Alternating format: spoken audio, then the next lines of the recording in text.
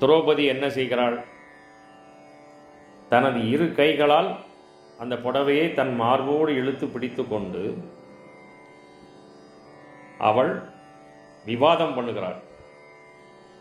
உங்கள் நாட்டிற்கு வந்திருக்கக்கூடிய மருமகளை, வேற்றொரு நாட்டு அரசியின் மகளை என்ன இப்படி தான் நீங்கள் இழிவுபடுத்துவீங்களா அப்படின்னு கேட்டு எல்லாரையும் தலைகுனிய வைக்கிறார்.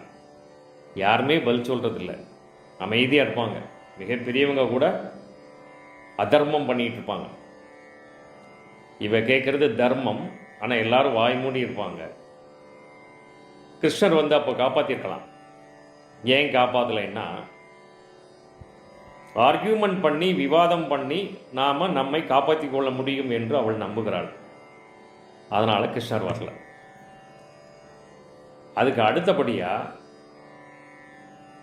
இரண்டு கையில் புடவையை பிடித்தோள் ஒரு கையில் புடவையை பிடித்து கொண்டு ஒரு கையை நீட்டி கிருஷ்ணா அபயம் என்று கதறுகிறாள். அப்போவும் கிருஷ்ணர் வரவில்லை. காரணம், ஒரு கையின் பலத்தால் தன்னை காப்பாற்றிக் கொள்ள முடியும் என்று அவள் நம்புகிறாள்.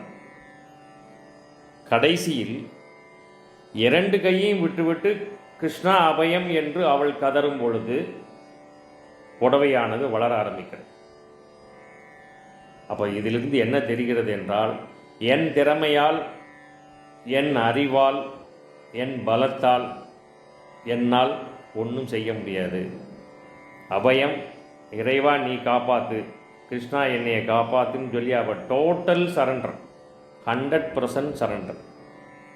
துளி கூட சந்தேகம் இல்லாமல் இறைவன் நம்மளை காப்பாற்றுவார் அப்படிங்கிற நிலைக்கு வர்ற வரைக்கும் இறைவன் காப்பாற்றுவதில்லை.